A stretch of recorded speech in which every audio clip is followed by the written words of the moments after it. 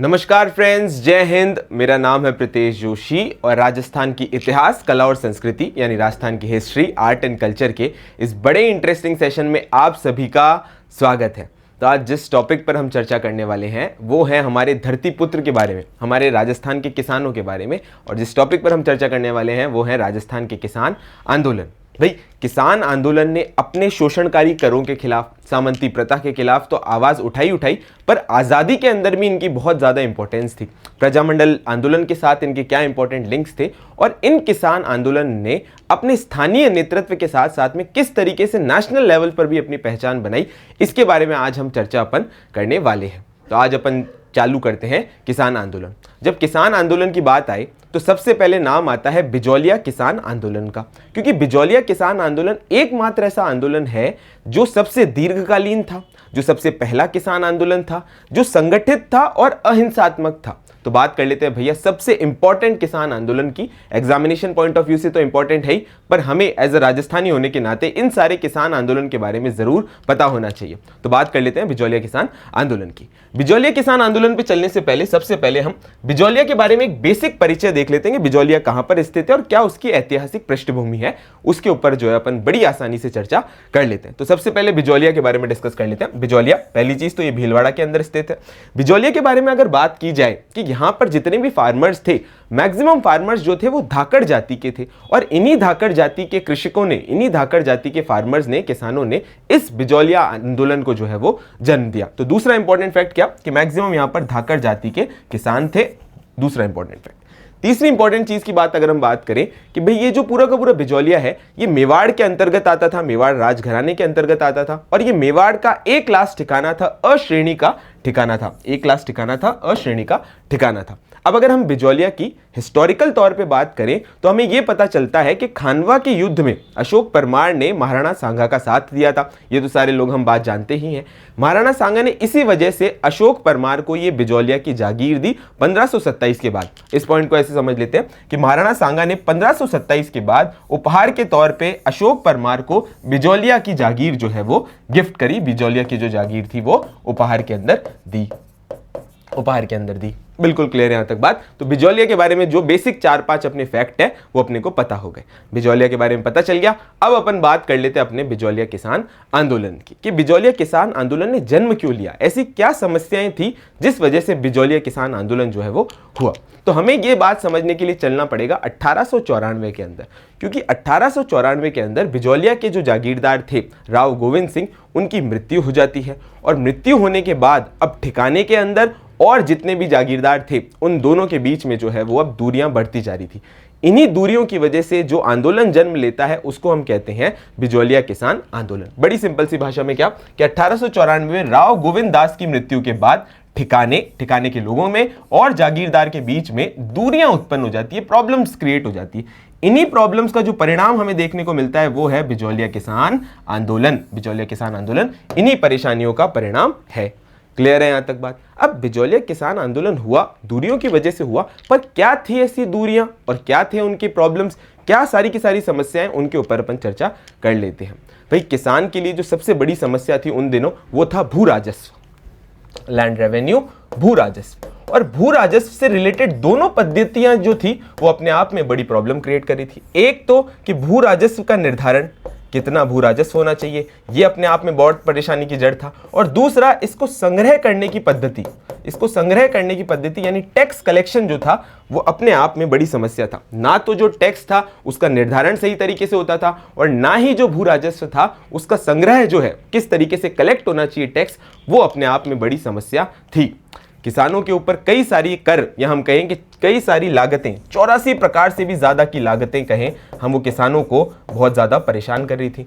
और इन लागतों के अलावा भी समय समय पर चंवरी कर और तलवार बंधई कर जैसे कर जो है, शोषणकारी कर जो है, वो किसानों के लिए बहुत ज्यादा प्रॉब्लमेटिक हो रहे थे। चंवरी कर और तलवार बंधई कर, तलवार बंधई कर। अब भाई चंवरी कर क्या होता है कि भाई जब जितने भी किसान हैं, जितने भी ठिकाने के लोग हैं, उनकी बेटी की जब शादी होती थी तो उनको राजा को एक कर देना पड़ता था। तो आप सोचो कि कितना शोषणकारी कर होगा कि बेटी की शादी है, बेटी विदा होने वाली है, लेकिन उन्हें तो राजा को कर देने की टेंशन है, चंवरी कर। इसके अलावा एक उत्तराधिकारी कर कि भाई राजा के अलावा जो राजा का बेटा राजा बनेगा तब जो चेंज होने के ऊपर मेवाड़ महाराणा को एक कर देना पड़ता था, और उस कर का जो बोझ है वो भी किसानों के ऊपर आ जाता था। तो इतनी सारी लागतें, इतने सारे शोषण होने के बावजूद जो है वो किसान अपनी सारी बातें चल रहा था। पर किसान का गुस्सा फूटा, और वो गुस्सा फूटा किसमें? बिजौलिया किसान आंदोलन में। तो बात अपने समझ आ गई कि क्या कारण था हमारे बिजौलिया किसान आंदोलन का। अब बात कर लेते हैं अपन बिजौलिया किसान आंदोलन के बड़े सिंपल से फैक्ट्स के बारे में, और उनके कौन कौन से इंपॉर्टेंट स्टेजेस हैं, कौन कौन से इंपॉर्टेंट चरण हैं, उनको बड़ी आसान भाषा में जो है अपन समझने की कोशिश करते हैं। तो सबसे पहले इंपॉर्टेंट फैक्ट कि ये बिजौलिया किसान आंदोलन राजस्थान का और भारत का पहला संगठित आंदोलन था, पहला ऑर्गेनाइज्ड आंदोलन था। इस फैक्ट को समझो, भारत व राजस्थान का प्रथम संगठित किसान आंदोलन कौन सा था?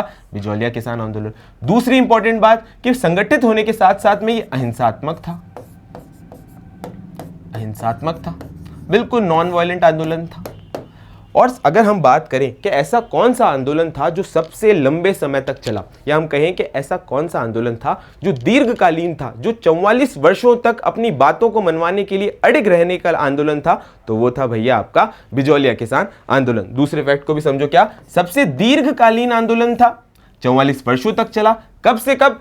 1897 से लेकर 1941 तक जो है वो ये आंदोलन चलता है। कब से कब? 1897 से लेकर 1941 तक, 44 वर्षों तक जो है ये पूरा का पूरा आंदोलन चलता है। क्लियर हो गई यहां तक बात? कोई डाउट नहीं रहना चाहिए आपको। अब इस पूरे आंदोलन को हमने अपनी सहूलियत के साथ साथ में इसकी हिस्टोरिक इंपॉर्टेंस की वजह से 3 स्टेजेस के अंदर, 3 चरणों के अंदर डिवाइड किया है। कौन कौन से हैं 3 चरण? तो अपन ने एक तो डेट वाइज इसको डिवाइड किया है, और इसके अंदर क्या इंपॉर्टेंट चीजें थी उसको समझने की कोशिश करते हैं। सबसे पहले अपन इन 3 चरणों को फर्स्ट पार्ट के अंदर देखते हैं। पहला चरण या पहली स्टेज के अंदर ये स्टेज चालू होती है 1897 से लेकर 1915 तक। 1915, कई जगह 14, कई जगह 16 जो है वो इस टाइमलाइन के तौर पर देखा जाता है। इस फर्स्ट स्टेज के अंदर जब हम देखते हैं तो उन दिनों हमें देखने को मिलता है कि किस तरीके से स्थानीय नेतृत्व का बहुत ज्यादा प्रभुत्व था। जो सामान्य परेशानियां थी उनकी आवाज उठाने वाले स्थानीय नेता जो थे, उनका प्रभुत्व हमें इस पहली स्टेज के अंदर देखने को मिलता है। कौन कौन से नेता? जैसे साधु सीताराम दास, ब्रह्मदेव, प्रेमकरण, रामजीलाल सोनी, इस टाइप के नेताओं का स्थानीय नेतृत्व के तौर पे प्रभुत्व हमें देखने को मिलता है पहली स्टेज के अंदर, पहले चरण के अंदर। फिर हम आगे बढ़ते हैं और चलते हैं 1915 के बाद। 1915 से लेकर 1923 तक जो है वो सेकेंड स्टेज, दूसरा चरण जो है वो आंदोलन का शुरू होता है। इस स्टेज के दौरान हम क्या देखते हैं? इस स्टेज के दौरान हम देखते हैं कि किस तरीके से अब जो ये बिजौलिया किसान आंदोलन था, ये सिर्फ और सिर्फ बिजौलिया तक ही सीमित नहीं रहा था। अब ये भारत के लेवल पर, या हम कहें कि राष्ट्रीय मुख्य धारा से पूरी तरीके से जुड़ चुका था। तो दूसरी स्टेज कब से कब, इसको देख लेते हैं, 1915 से लेकर 1923 तक। और अब ये जो आंदोलन था ये हमारे सिर्फ और सिर्फ बिजौलिया से साथ ना रहकर राष्ट्रीय मुख्य धारा तक जुड़ चुका था।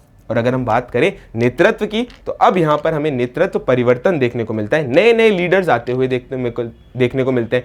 जैसे कि एग्जाम्पल के तौर पे हमारे कौन? विजय सिंह पथिक। विजय सिंह पथिक का तो नाम जितना लिया जाए किसान आंदोलन में कम है, क्योंकि किसान आंदोलन के जनक के तौर पे जाने वाले विजय सिंह पथिक का राजस्थान के साथ नाता न होने के कारण भी उन्होंने फिर भी इस राजस्थान की भूमि में किसान आंदोलनों को चलाया।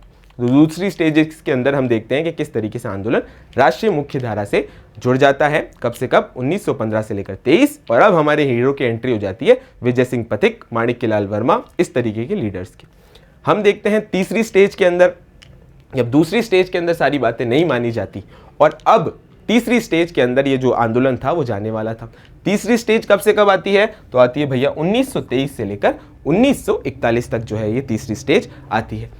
इस स्टेज के दौरान क्या होता है? अब जो है जितने भी किसान आंदोलन थे वो उग्र होते जा रहे थे, और साथ साथ में राजघराने को भी ये डर था कि कहीं ये जो आंदोलन है प्रजामंडल मूवमेंट के साथ ना जुड़ जाए। तो इसी वजह से अंत के तौर पे इनकी बातें मान ली जाती है, और इस स्टेज को हम पराभव काल के तौर पर जान सकते हैं। और अगर ईयर की बात करें तो कब से कब? 1923 और 1941 तक।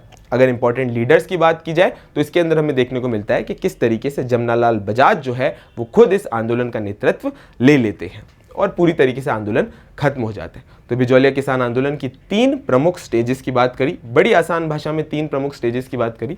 कौन कौन सी? भाई फर्स्ट स्टेज अपन ने देखा कि किस तरीके से बिजौलिया किसान आंदोलन के अंदर स्थानीय नेतृत्व था, दूसरी स्टेज में ये मुख्य धारा के साथ जुड़ जाता है, और तीसरी स्टेज में अपने ये जो है बिजौलिया आंदोलन डिक्लाइन की तरफ जाता है, क्योंकि इनकी अंत में बात मान ली जाती है 1941 यानी आज़ादी से 4-5-6 साल पहले तक। तो अपन सारी की सारी स्टेजेस देख ली।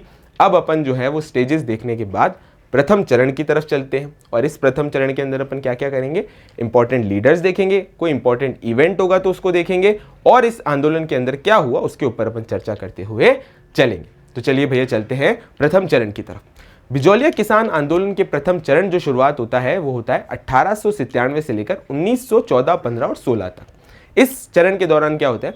गिरधारीपुरा गांव के अंदर एक मृत्यु भोज हो रहा था, और इसी मृत्यु भोज पर जितने भी किसान होते हैं वो सोचते हैं कि चलो भाई एक किसान सभा बुलाते हैं और हमारी जितनी भी समस्याएं हैं उनके ऊपर चर्चा करते हैं। किसान सभा बुलाई जाती है गिरधारीपुरा गांव में, और उस सभा में तय होता है कि साधु सीताराम दास जो है वो नानजी और ठाकरी पटेल को मेवाड़ महाराणा से मिलने भेजेंगे। भाई उनकी जो भी समस्या है वो मेवाड़ महाराणा तक पहुंचनी चाहिए, क्योंकि जागीरदार तो उनको आए दिन परेशान कर रहा है। जागीरदार की प्रॉब्लम कौन सॉल्व करेगा? तो मेवाड़ महाराणा सॉल्व करेंगे। इस वजह से वो मेवाड़ महाराणा के पास नानजी और ठाकरी पटेल को भेजते हैं। मेवाड़ महाराणा से प्रॉब्लम तो सॉल्व नहीं हो पाती, ऊपर से नानजी और ठाकरी पटेल को जो है वो बिजौलिया से निष्कासन झेलना पड़ता है। तो इन सारे फैक्ट्स को अपन देखते हैं पॉइंट बाय पॉइंट। पहली चीज क्या कि गिरधारीपुरा गांव में एक मृत्यु भोज हो रहा था। इस मृत्यु भोज पर किसानों ने एक सभा बुलाई। इस सभा के दौरान तय होता है कि साधु सीताराम दास जो कि इस इंपॉर्टेंट चरण के इंपॉर्टेंट लीडर थे, वो नानजी और ठाकरी पटेल को मेवाड़ महाराणा से मिलने भेजते हैं। नानजी ठाकरी पटेल प्रॉब्लम सॉल्व करने की जगह बेचारे खुद फंस जाते हैं, और बिजौलिया का जो ठाकुर था उनको वहां से निष्कासित कर देता है। अब सोचो कि कहां प्रॉब्लम सॉल्व होने जा रही थी और अपने आप में प्रॉब्लम और ज्यादा क्रिएट हो गई। समस्या और ज्यादा बढ़ती है जब 1903 के अंदर राव कृष्ण सिंह जो बिजौलिया के जागीरदार थे वो एक चंवरी कर लगा देते हैं, जिसका चंवरी कर की अपन ने अभी बात करी थी।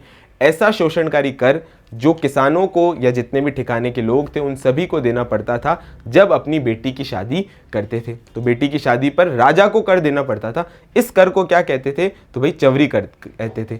और इसके साथ परिणाम ये हुआ कि जितने भी किसान थे उन्होंने अपनी कन्याओं की, अपनी बेटियों की शादी करना ही बंद कर दिया। तो आप इमेजिन करो कि किस तरह की समस्या जो है उस टाइम पर रही होगी। तो 1903 के अंदर जो है राव कृष्ण सिंह चंवरी कर लगा देते हैं। ऐसा चंवरी कर जो लड़की की शादी के अवसर पर कर जो है वो दिया जाता था। चंवरी कर, यहां तक सारे के सारे फैक्ट्स क्लियर हैं। अब इस चंवरी कर के साथ साथ में अगर हम देखें कि किस तरीके से कन्याओं की शादी करना जो है वो बिजौलिया के अंदर बंद हो गया था। प्रॉब्लम तो और चली रही थी, और 1906 के अंदर और ज्यादा समस्या आ जाती है जब राव पृथ्वी सिंह 1906 के अंदर राव पृथ्वी सिंह तलवार बंधई कर जो है वो लगा देते हैं। चंवरी कर का शोषण था, पुरानी लागतों का शोषण था, और तलवार बंधई कर ने तो किसानों का पेशेंस जो है वो पूरी तरीके से खत्म कर दिया था। 1906 के अंदर राव पृथ्वी सिंह जो है वो तलवार बंधई कर लगा देते हैं। क्या था ये तलवार बंधई कर? ये एक ऐसा कर था कि जब राजा की मृत्यु के बाद दूसरा राजा बनेगा तो उसको मेवाड़ महाराणा को जो है वो कुछ कर देना पड़ता था, तलवार बंधई कर। इस तलवार बंधई कर का जो बोझ है अब वो किसके ऊपर आ गया था? पूरी तरीके से किसानों के ऊपर आ चुका था। तो इस पॉइंट को ऐसे समझ लो, 1906 में पृथ्वी सिंह ने तलवार बंधई कर लगाया जो कि एक तरीके का उत्तराधिकारी कर था। और ये जो फर्स्ट स्टेज है उसके अंदर बिना किसी प्रॉब्लम के सोल्यूशन के साथ ही पूरी की पूरी स्टेज खत्म हो जाती है। अगर क्वेश्चन आ जाए कि पहली स्टेज या पहले चरण के अंदर कौन कौन इंपॉर्टेंट लीडर्स थे तो उनके नाम अपने को याद रखने हैं। एक तो अपन ने साधु सीताराम दास देखे, ठीक है भाई, कोई डाउट नहीं रहना चाहिए। दूसरे अपन ने नानजी और ठाकरी पटेल देखे। इसके अलावा अगर हम देखें तो ब्रह्मदेव, इसके अलावा प्रेमजी भील। अच्छा, और अगर अपन बात करें तो फतेहकरण, रामजी लाल सोनी और साथ साथ में नाथू जी। ये इंपॉर्टेंट लीडर्स थे। स्थानीय नेतृत्व के तौर पे हमने देखा था कि किस तरीके से फर्स्ट स्टेज के अंदर जो है वो स्थानीय नेतृत्व का प्रभुत्व जो है हमें इस लीडरशिप के दौरान देखने को मिलता है। अब अपन बात कर लेते हैं और चलते हैं भैया दूसरे चरण के अंदर। पहली स्टेज के अंदर तो प्रॉब्लम सॉल्व नहीं हुई, लेकिन दूसरा स्टेज के अंदर जो है वो हमारे हीरो की एंट्री, किसान आंदोलन के जनक भूप सिंह की एंट्री हो जाती है। आपको लगेगा भाई भूप सिंह कौन? तो देखो पहले ही समझ लो। सेकंड स्टेज के अंदर जो इंपॉर्टेंट नेतृत्व के तौर पर आते हैं वो हैं विजय सिंह पथिक और उन्हीं के शिष्य माणिक्यलाल वर्मा। विजय सिंह पथिक के बारे में जितनी चर्चा की जाए उतनी कम है, लेकिन एग्जामिनेशन पॉइंट ऑफ व्यू से 2-3 फैक्ट जो अपने को देखने हैं वो ये हैं कि विजय सिंह पथिक का ओरिजिनल नाम क्या है, तो भैया भूप सिंह, कई बार एग्जाम में आ जाता है भूप सिंह, क्लियर है भाई। अच्छा, कहां से ये रिलेटेड थे, तो भैया बुलंदशहर से रिलेटेड थे, बुलंदशहर से रिलेटेड थे, ओके भैया बुलंदशहर से रिलेटेड थे। इन्होंने राजस्थान के किसानों के तौर पर, किसान आंदोलन के तौर पर बड़े इंपॉर्टेंट काम किए और इन्हें किसान आंदोलन का जनक भी कहा जाता है। इसके अलावा अगर हम बात करें तो विजय सिंह पथिक ने कई सारे सामाजिक और राजनीतिक संगठन बनाए, जैसे एग्जाम्पल के तौर पे राजस्थान सेवा संघ, राजस्थान सेवा संघ, विद्या प्रचारिणी सभा, विद्या प्रचारिणी सभा, किसान पंचायत, ऊपर मंच बोर्ड, इस टाइप के कई सारे संगठन जो है वो इन्होंने बनाए। तो ये विजय सिंह पथिक के बारे में बेसिक सी बात हो गई। अब अपने वापस चलते हैं अपन वापस चरण के ऊपर और बात कर लेते हैं कौन कौन से। विजय सिंह पथिक और माणिक्यलाल वर्मा दोनों इस आंदोलन से पूरी तरीके से जुड़ जाते हैं और विजय सिंह पथिक जो है वो एक सभा बनाते हैं जिसका नाम है विद्या प्रचारिणी सभा। डायरेक्ट क्वेश्चन आएगा एग्जाम के अंदर कि भाई विद्या प्रचारिणी सभा किसने बनाई, तो आंसर क्या होगा, विजय सिंह पथिक ने बनाई। कहां बनाई, तो बिजोलिया के आसपास। चलो, इसके अलावा 1917 के अंदर एक और इंपॉर्टेंट घटना हो जाती। अब क्या होना था कि इस आंदोलन के लिए एक सामाजिक संगठन चाहिए था, क्योंकि इसी सामाजिक संगठन के तत्वाधान के अंदर ये पूरा का पूरा आंदोलन चलेगा। इसी वजह से 1917 के अंदर ऊपरमाल पंच बोर्ड जो है वो बनाया जाता है, जिसके अध्यक्ष बनते हैं मुन्ना पटेल। और इस आंदोलन, हम बात करें इस ऊपरमाल पंच बोर्ड का क्या काम था, इसको किसान पंचायत भी कहते थे। इसका काम था कि तत्वाधान में, इसके तत्वाधान में क्रांति की शुरुआत करना, इसके तत्वाधान के अंदर क्रांति की शुरुआत करना। जैसे एग्जांपल आप इस चीज से समझो ना कि भाई अपना इंडियन नेशनल मूवमेंट चल रहा था, लेकिन Congress as a political organisation के तौर पे काम कर रही थी। गांधी जी कई सारे सामाजिक काम करते थे, लेकिन ऐसे छोटे छोटे संघ बना दिया करते थे। इसी तरीके से बिजौलिया के अंदर ऊपरमाल पंच बोर्ड और साथ साथ में किसान सभा की संरचना होती है, जिस तरीके से यह आंदोलन जो है पूरी तरीके से ढंग से चल पाए, क्रांति जो है वो ढंग से चल पाए। और आगे क्या होता है, अब आगे जाके क्या होता है कि जितने भी किसान आंदोलन चल रहे थे उनसे सरकार को भी बहुत ज़्यादा घबराहट होती, या फिर हम कहें कि राज्य को भी बहुत ज़्यादा घबराहट होती। इसी वजह से एक उच्च स्तरीय कमेटी, एक उच्च स्तरीय समिति बनाई जाती है। कौन सी? एक उच्च स्तरीय समिति बनाई जाती है जिसके अंदर एजीजी रॉबर्ट हॉलैंड स्वयं, सचिव आगलवी, मेवाड़ के ब्रिटिश रेजिडेंट विल्किंसन, साथ साथ में मेवाड़ राज्य के दीवान प्रभाष चंद और राज्य के सायर हकीम चंद जो है वो इसके मेंबर्स बनते हैं कमेटी के जांच के हिसाब से कि भाई इसके अंदर जो है वो क्या क्या प्रॉब्लम्स है और इनके किस तरीके से सॉल्व आउट हो सकते हैं। पर प्रॉब्लम का अब सोल्यूशन जो है वो होने लगता है और ऐसा लग रहा था कि अब सारी समस्याएं जो है वो खत्म हो जाएगी। क्यों? क्योंकि 11 फरवरी 1922 के दिन ठिकाने और किसान पंचायत जो कि किसानों द्वारा बनाई गई थी, इसके बीच में एक समझौता होता है और इस समझौते के अंतर्गत 35 लागें, अलग अलग तरीके की 35 लागें जो है 35 लागों को पूरी तरीके से समाप्त कर दिया जाता है।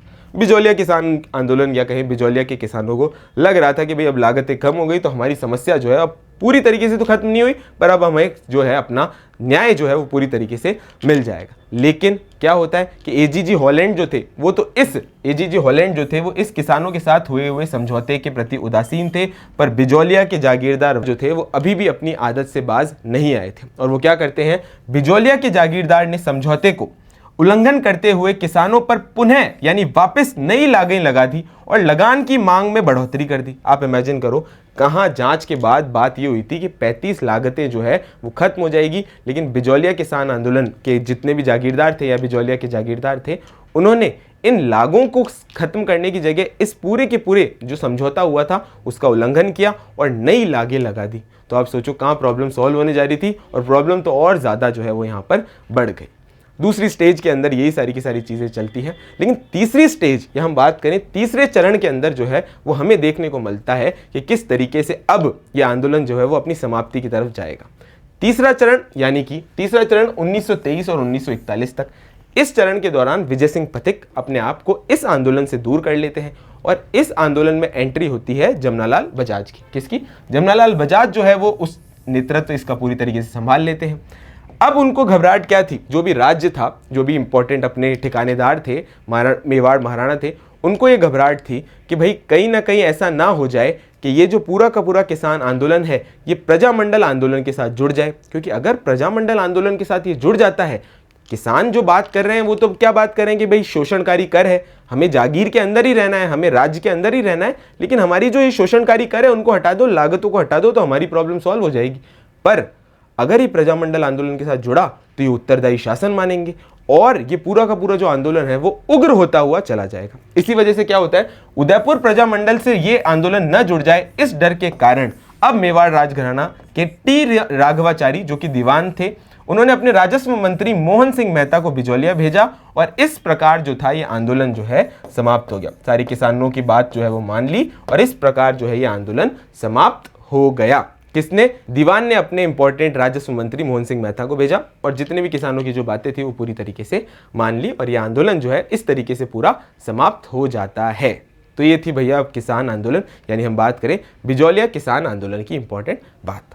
अब और ज्यादा बात अपन कर लेते क्या कि ये जो पूरा का पूरा बिजौलिया किसान आंदोलन था ये राष्ट्रीय मुख्य धारा के अंदर जुड़ा था, लेकिन इसे राष्ट्रीय मुख्य धारा पर जोड़ने वाला कोई न्यूज़पेपर था तो वो न्यूज़पेपर था प्रताप। इस अखबार ने जो है इस बिजौलिया किसान आंदोलन के अंदर बहुत इंपॉर्टेंट जो है वो रोल निभाया था। क्यों? क्योंकि ये जो न्यूज़पेपर था ये किसान आंदोलन को जोड़ रहा था पूरे के पूरे भारत से और इस न्यूज़पेपर के जो एडिटर थे उनका नाम था गणेश शंकर विद्यार्थी। और ऐसा कहा जाता है कि जब बिजौलिया के किसानों की बात मान ली गई तब गणेश शंकर विद्यार्थी को एक चांदी की राखी जो है वो सारे किसानों ने भेजी थी। तो इस न्यूज़पेपर प्रताप का जो है अपने आप में बहुत इंपॉर्टेंट रेलेवेंस था। अगर हम बात करें बिजौलिया किसान आंदोलन में कुछ महिलाओं ने भी नेतृत्व दिया तो हाँ भैया 3 महिलाओं के अपने नाम याद रखने हैं। एक तो है रमा देवी, अंजना देवी चौधरी और नारायणी देवी। इन तीनों महिलाओं के नाम अपने को बिजौलिया किसान आंदोलन की इंपॉर्टेंट जो विमेन लीडर्स थी उनके बारे में अपने को ये नाम याद रखने हैं। कौन कौन से 3 नाम है? तो रमा देवी, नारायणी देवी और अंजना देवी चौधरी। अखबार का नाम याद रखना है तो प्रताप रखना है, गणेश शंकर विद्यार्थी ने किया था। 3 चरणों के नाम याद रखने, इंपॉर्टेंट लीडर्स देखने और साथ साथ में एक बात और बता दूं कि इस बिजौलिया किसान आंदोलन की जांच को लेकर अगर बात हो तो 2 बार जांच आयोग बने। एक तो बना 2019 के अंदर बिंदुलाल भट्टाचार्य और दूसरा जो है वो 1920 के अंदर इस बिजौलिया किसान आंदोलन के जांच आयोग के तौर पे अगर हम देखें, जांच आयोग के तौर पे देखें तो बने थे। तो ये बातें हो गई भैया आपके सारे के सारे बिजौलिया किसान आंदोलन की। कोई डाउट यहाँ से नहीं रहना चाहिए और अगर कोई पॉइंट बच जाएगा तो टेस्ट के अंदर अपन कवर कर लेंगे, बिल्कुल घबराने की बात नहीं है। अब अपन आगे बढ़ते हैं और चलते हैं दूसरे इंपॉर्टेंट आंदोलन की तरफ जो कि है आपका बेंगू किसान आंदोलन। बेंगू किसान आंदोलन की तरफ अपन बात चलते हैं। बेंगू किसान आंदोलन, तो बेंगू सबसे पहले अपना भौगोलिक स्थिति बता देते हैं। बेंगू जो है वो स्थित है चित्तौड़ के अंदर और जिस तरीके से बिजौलिया किसान आंदोलन के कई सारे इंपॉर्टेंट कारण थे कि भाई 84 प्रकार की लागतें थी, चंवरी कर था, तलवार बंधई कर था, उसी तरीके से बेंगू किसान आंदोलन की भी कई इंपॉर्टेंट कारण थे। तो सबसे पहले अपन बेंगू किसान आंदोलन के कारण की तरफ चलते हैं। बेंगू किसान आंदोलन कहाँ? भाई मेवाड़ के अंदर हुआ। एग्जैक्ट बात बताएं तो चित्तौड़ के अंदर है ये ठिकाना स्थित। 1921 के अंदर जो ये आंदोलन स्टार्ट होता है। कारणों की बात हो तो सबसे पहले तो अनावश्यक कर, इररेलेवेंट टैक्सेस, कई तरीके के लाग बाग और साथ साथ में बैठ बेगार या हम बात करें फोर्स लेबर जो थी वो इस तीनों कारण के तौर पर हम देख सकते हैं। किसके? बेंगू किसान आंदोलन के 3 मुख्य कारण के तौर पर अपने देख सकते हैं। अब विजय सिंह पथिक के कहने पर 1921 में इस बेंगू किसान आंदोलन का नेतृत्व संभालने आते हैं हमारे राम नारायण चौधरी। यानी 1921 के अंदर राम नारायण चौधरी के नेतृत्व में बेंगू किसान आंदोलन होता है। यहाँ तक सारा का सारा फैक्ट क्लियर है। अब किसानों की समस्या और ज़्यादा बढ़ रही थी और इन्हीं किसानों की समस्या खत्म करने के लिए ठाकुर अनूप सिंह और जितने भी किसान थे उनके बीच में एक समझौता होता है। इंपॉर्टेंट पॉइंट के तौर पे समझो कि आंदोलन जब खत्म होने जा रहा था तब ठाकुर अनूप सिंह और साथ साथ में राजस्थान सेवा संघ, या हम जो बात कर रहे थे विजय सिंह पथिक ने जो पॉलिटिकल ऑर्गेनाइजेशन बनाया था जो इन सारे आंदोलनों को हेड कर रहा था, इन दोनों के बीच में एक समझौता होता है। इस समझौते को बोल्शेविक समझौते की क्रिया कौन कहता है? मेवाड़ ठिकाना। मेवाड़ जो है, मेवाड़ राज्य जो है इसको बोल्शेविक समझौते की संज्ञा देता है। कौन से आंदोलन से रिलेटेड? बेंगू किसान आंदोलन के अंदर जो ठाकुर अनूप सिंह के और राजस्थान सेवा संघ के बीच में जो समझौता होता है कि भाई अपने प्रॉब्लम सॉल्व कर लो, अपने एक रेलेवेंट तौर पे समझौता कर लो, इसको संज्ञा दी जाती है। मेवाड़ राजघराना इसको पूरी तरीके से नहीं मानता और इसको कहता है कि भैया ये तो एक तरीके का बोल्शेविक समझौता है या हम कहें कि बोल्शेविक एग्रीमेंट है। इसी आंदोलन के दौरान एक और इंपॉर्टेंट फैक्ट अपने को याद रखना है कि 1923 के अंदर रूपाजी और कृपाजी, रूपाजी और कृपाजी जो कि किसान प्रमुख थे, उनकी सेना की गोलीबारी के दौरान जो है वो डेथ हो जाती है, या वो दोनों जो है वो शहीद हो जाते हैं 1923 के अंदर। और ये रूपाजी और कृपाजी किस आंदोलन से रिलेटेड थे? तो अपने भैया बेंगू किसान आंदोलन से रिलेटेड थे, जो कि स्टार्ट हुआ था 1921 के अंदर। इसके नेतृत्व करता थे राम नारायण चौधरी। क्लियर है यहाँ तक बात? और इस आंदोलन के समझौते को बड़ा याद रख लेना, क्या कि भाई जो इंपॉर्टेंट अगर हम बात करें ठाकुर अनूप सिंह और साथ साथ में राजस्थान सेवा संघ के बीच में इस आंदोलन को खत्म करने के लिए जो समझौता हुआ उसको कहा गया बोल्शेविक समझौता, और इसको मेवाड़ राजघराने ने या मेवाड़ राज्य ने मानने से मना कर दिया था, क्या कि ये इररिलेवेंट है, इसी वजह से इसको बोल्शेविक समझौते की संज्ञा दी गई थी। इसी चीज की जांच के लिए जो है वो एक ट्रेंच आयोग जो था वो बनाया गया था। इसी समझौते की जांच के लिए एक ट्रेंच आयोग बनाया गया था, जिसे हम बेंगू किसान आंदोलन की एक इंपॉर्टेंट कमिटी या इंपॉर्टेंट कमीशन के तौर पर भी जानते हैं। तो ये बात हो गई भैया आपने बेंगू किसान आंदोलन की। सारे इंपॉर्टेंट फैक्ट्स अपने यहाँ पे इंक्लूड हो गए। बोल्शेविक समझौता किससे रिलेटेड था? तो बेंगू किसान आंदोलन से था, नेतृत्व करता अपने रामनारायण चौधरी। अब नेक्स्ट बात कर लेते हैं अपन भरतपुर किसान आंदोलन की। तो भाई भरतपुर किसान आंदोलन के बारे में जो इंपॉर्टेंट फैक्ट्स है उसके ऊपर चर्चा कर लेते हैं। भरतपुर किसान आंदोलन की अगर बात करें, भरतपुर राज्य के अंतर्गत पूरी की पूरी या बात करें 95% के आसपास में 95% जो भूमि थी वो राज्य के नियंत्रण में थी।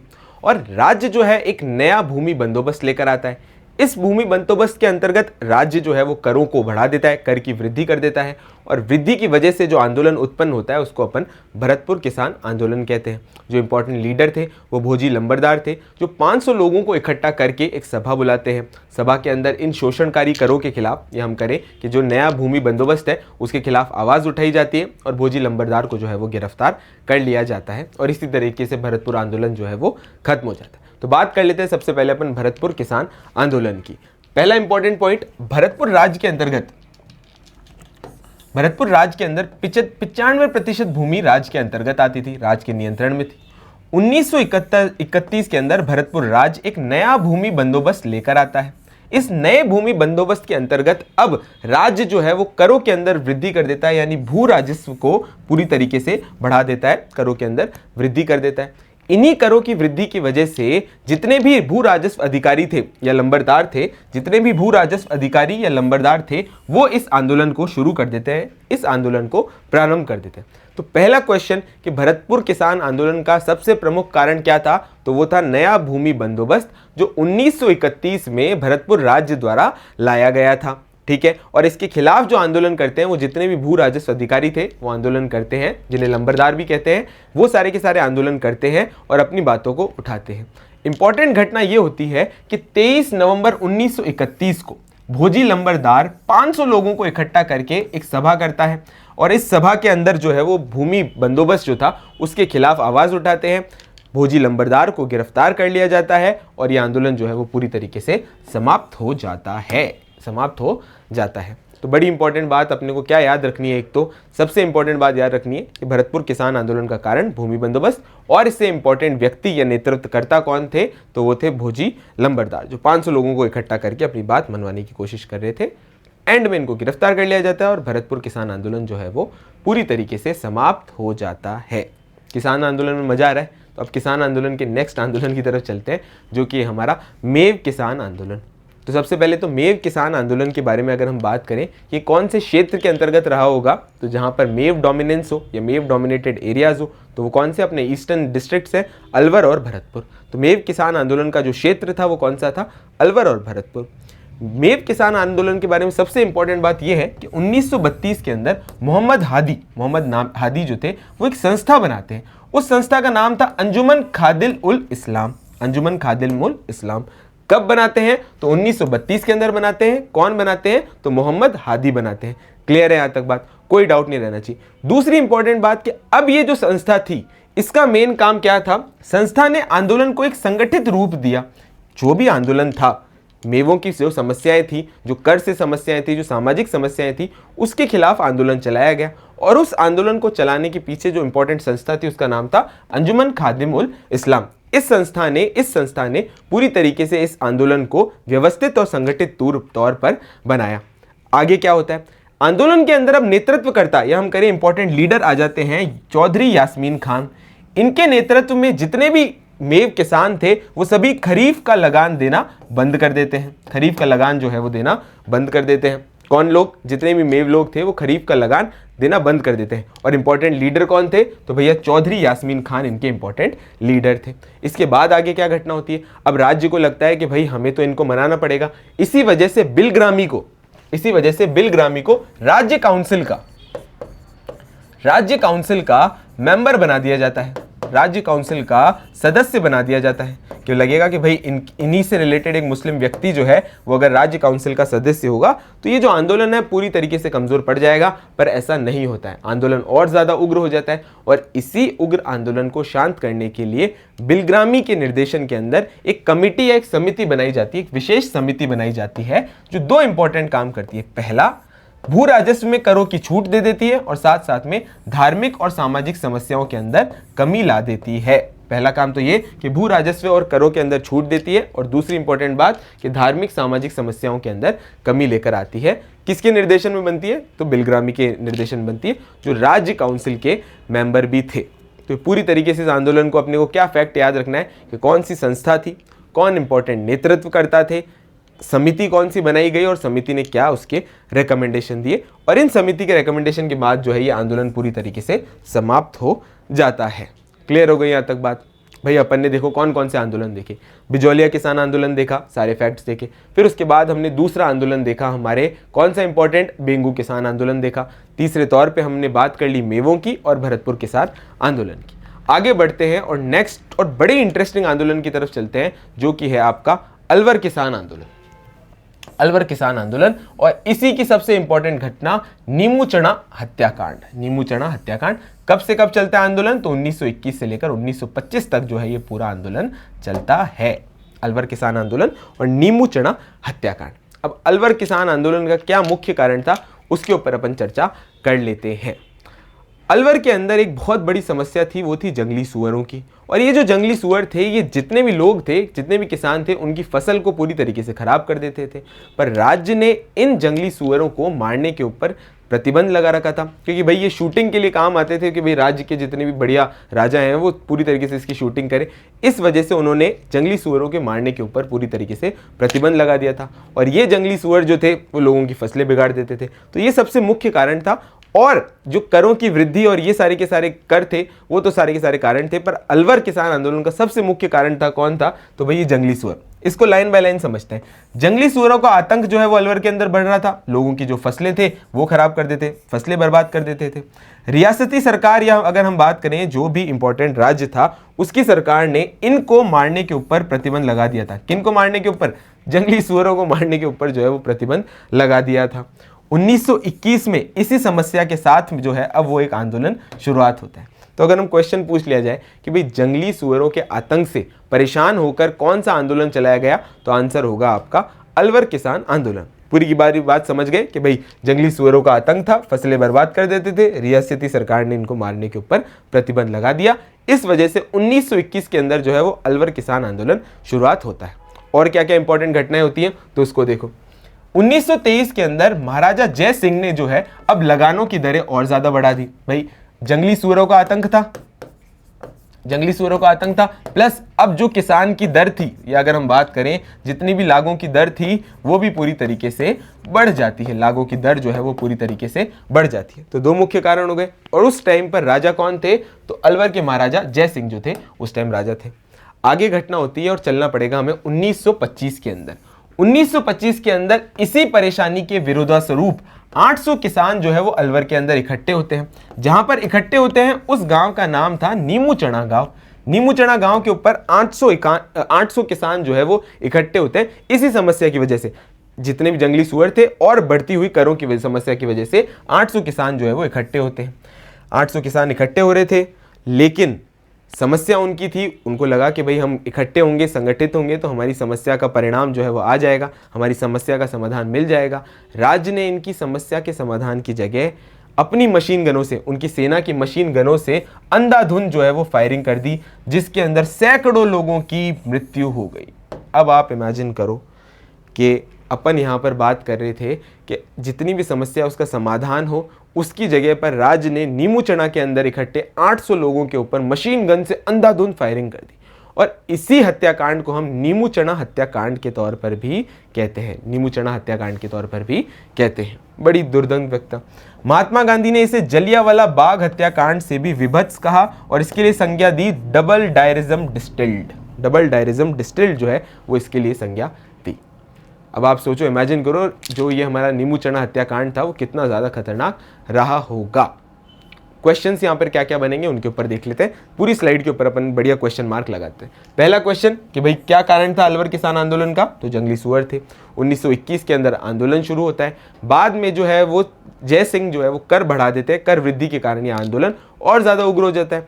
किसान अपनी समस्या के समाधान के लिए नीमूचना गांव के अंदर इकट्ठे हुए थे। 800 किसान के आसपास में इकट्ठे होते हैं। राज्य उनकी समाधान करने की वजह उनके ऊपर जो है अंधाधुंध फायरिंग कर देता है और इसी घटना को अपन नीमूचना हत्याकांड भी कहते हैं। गांधी जी ने इस पूरे हत्याकांड के ऊपर कहा है कि भाई ये जलियांवाला बाग से भी विभत्स हत्याकांड है। डबल डायरिज्म डिस्टिल्ड की उपाधि या हम कहें संज्ञा जो है वो इस आंदोलन को दी है, इस हत्याकांड को दी है, नीमूचना हत्याकांड को। अब देखो क्वेश्चन कैसे आएगा।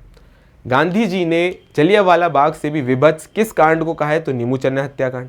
लेकिन अगर हम कहें कि राजस्थान का जलियांवाला बाग हत्याकांड किसे कहा जाता है, तो अपन को मानगढ़ हत्याकांड के तौर पर उसको जानते हैं।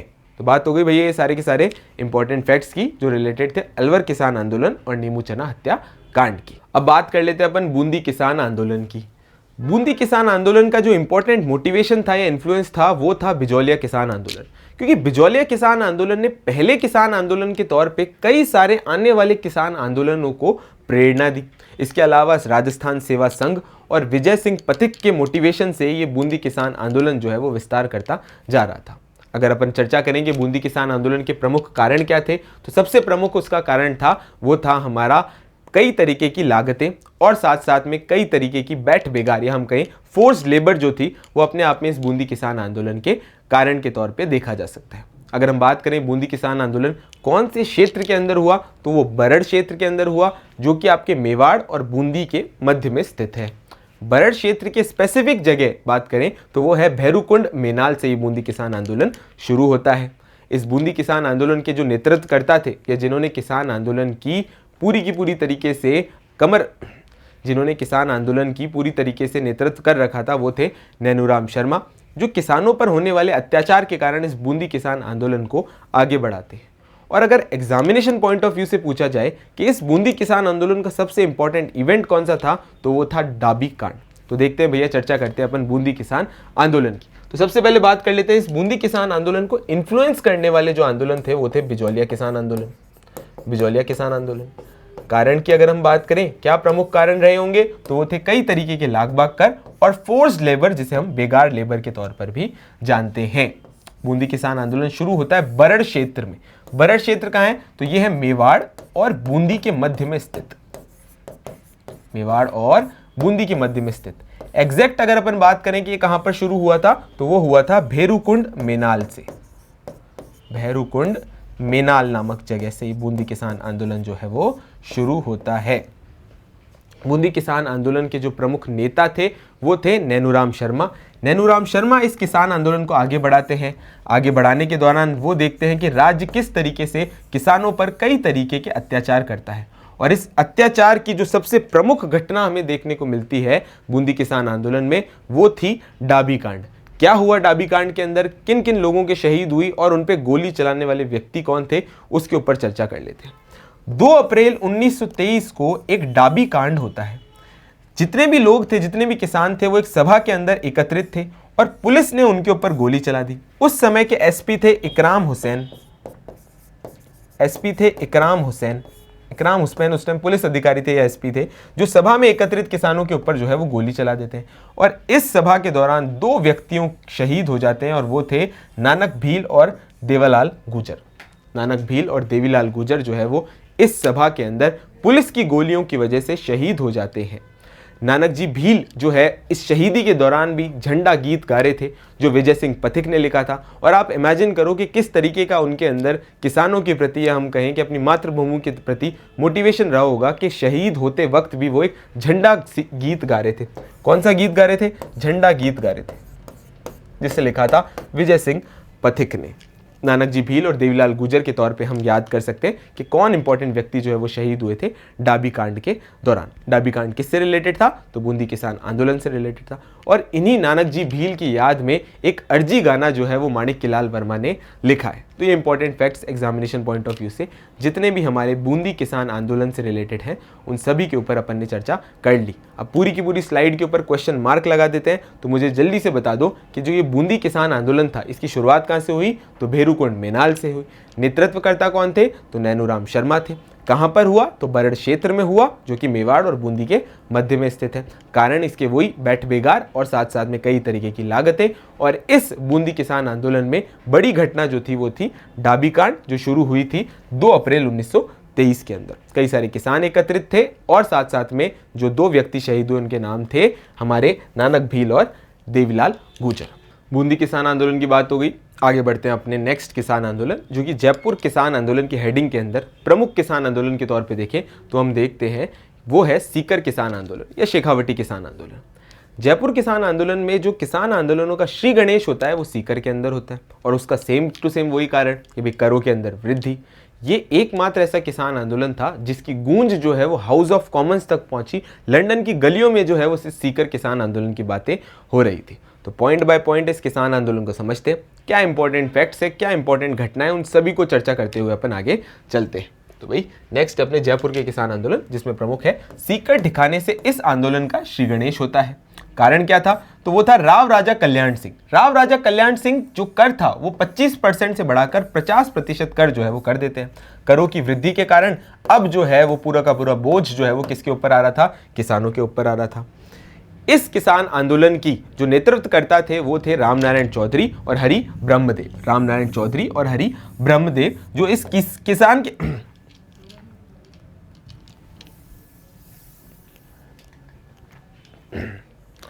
आगे बढ़ते हैं और बात कर लेते हैं अपन नेक्स्ट किसान आंदोलन की, जो कि है जयपुर के किसान आंदोलन में। जयपुर के किसान आंदोलन में अगर हम प्रमुख तौर पर बात करें तो वो है सीकर का किसान आंदोलन। इस सीकर के किसान आंदोलन के अंदर करों की वृद्धि से क्या क्या इंपॉर्टेंट घटनाएं हुई, और अगर मैं आप लोगों को बताऊं कि एक ऐसा आंदोलन था जिसकी चर्चा लंदन की गलियों में हो रही थी, लंदन के न्यूज़पेपर्स में हो रही थी, और हाउस ऑफ कॉमन्स में इस सीकर किसान आंदोलन से रिलेटेड क्वेश्चंस भी पूछा गया, तो वो गलत नहीं होगा। तो बात कर लेते हैं जयपुर के किसान आंदोलन की। जयपुर के किसान आंदोलन की अगर हम बात करें तो इसकी शुरुआत होती है सीकर ठिकाने से। सीकर ठिकाने से इस आंदोलन का श्री गणेश होता है। और अगर कारण के तौर पे देखेंगे, इस किसान आंदोलन के इंपॉर्टेंट प्रमुख कारण थे वो ये थे कि भाई 25% से लेकर 50% अब जो है वो कर बढ़ चुका था, और बढ़ाने वाले व्यक्ति थे राव राजा Kalyan Singh. Second important fact कि इस इंपॉर्टेंट आंदोलन के कारण थे राव राजा कल्याण सिंह, जिन्होंने 25% से 50% जो है वो कर को बढ़ा दिया था। यानी कर वृद्धि जो है इस इंपॉर्टेंट आंदोलन का प्रमुख कारण था। इस इंपॉर्टेंट आंदोलन के तौर पे अगर हम देखें कि किसको जो है वो शुरुआत मिलती है, किस वजह से इसको प्रोत्साहन मिलता है, तो वो थे रामनारायण चौधरी और हरि ब्रह्मदेव। रामनारायण चौधरी और हरि ब्रह्मचारी के कारण सीकर आंदोलन को जो है वो प्रोत्साहन मिलता है। और रामनारायण चौधरी इस आंदोलन को अपने न्यूज़पेपर तरुण राजस्थान की वजह से कई ज्यादा बढ़ा रहे थे। तरुण राजस्थान की वजह से रामनारायण चौधरी जो है वो इस आंदोलन को कई ज्यादा बढ़ा रहे थे, कई इंपॉर्टेंट लेख लिख रहे थे। रामनारायण चौधरी ने इस आंदोलन को सिर्फ तरुण राजस्थान तक ही सीमित नहीं रखा, सिर्फ और सिर्फ भारत तक ही सीमित नहीं रखा। उन्होंने लंदन के न्यूज़पेपर जिस न्यूज़पेपर का नाम था डेली हेराल्ड, इस डेली हेराल्ड में भी कई तरीके के बड़े बड़े इंपॉर्टेंट लेख लिखे, जिससे लंदन के अंदर जो है ये न्यूज़पेपर पहुंचा जा रहा था। 1925 के अंदर घटना जब आ जाती है जब हाउस ऑफ कॉमन्स के अंदर इस सीकर आंदोलन से रिलेटेड जो है एक प्रश्न जो है वो पूछा जाता है। तो आप सोचो, रामनारायण चौधरी ने इस आंदोलन को सीकर से कहां पहुंचा दिया? भारत से पहुंचा दिया इसको लंदन, और लंदन के हाउस ऑफ कॉमन्स तक जो है इस सीकर आंदोलन की गूंज उठ रही थी। फैक्ट के तौर पर देखते हैं कि केंद्रीय असेंबली और हाउस ऑफ कॉमन्स तक जो है ये आंदोलन पूरी तरीके से पहुंच जाता है। और एक इंपॉर्टेंट फैक्ट इस किसान आंदोलन से रिलेटेड वो ये था कि राव राजा ने इजाफा नामक भूमि कर और ज्यादा बढ़ा दिया था, जो कि अप्रोक्सीमेट 2% या हम कहें 2 आने के तौर पर देखा जा सकता था। इस किसान आंदोलन के आगे घटना बढ़ती जाती है और कई नई घटना आ जाती है। नई घटना होती है 1931 में जब जाट सभा का एक अधिवेशन हो रहा था, और इस जाट सभा के दौरान जाट क्षेत्रीय सभा जाट क्षेत्रीय सभा बनाई जाती है। क्योंकि भाई आपने एक चीज नोटिस करी होगी, जितने भी किसान आंदोलन है उन सभी किसान आंदोलन के अंदर कुछ इंपॉर्टेंट पॉलिटिकल ऑर्गेनाइजेशंस भी होते हैं, कुछ इंपॉर्टेंट ऐसी सभाएं होती है जो इस आंदोलन को आगे ज्यादा बढ़ाती है। तो 1931 में जाट सभा के अधिवेशन के दौरान जाट क्षेत्रीय सभा को बनाया जाता है और इसी के तत्वाधान के अंदर सीकर का जो किसान आंदोलन है वो आगे बढ़ाया जाता है। एक नाम हमें सीकर किसान आंदोलन से रिलेटेड बहुत याद रखना है, जो है भरतपुर के जाट नेता ठाकुर देशराज। इनका भी सीकर किसान आंदोलन के अंदर जो है वो बहुत इंपॉर्टेंट रेलेवेंस रहता है। इसके बाद बात आती है 1934 के अंदर। 25 अप्रैल 1934 को एक बहुत ऐतिहासिक घटना होती है, जब जितनी भी जाट महिलाएं थी वो अपना एक सम्मेलन रखती हैं और इस सम्मेलन की अध्यक्ष बनती हैं किशोरी देवी।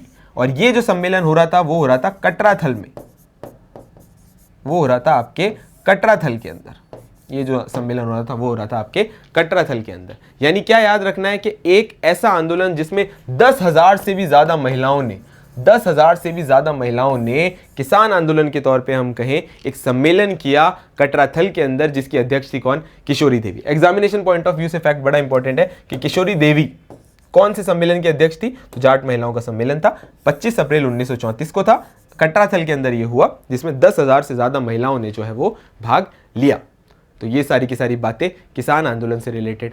किसान आंदोलन के दौरान एक बुजुर्ग महिला ने भी लोगों को बड़ा प्रोत्साहन दिया और उन बुजुर्ग महिला का नाम था धापी दादी।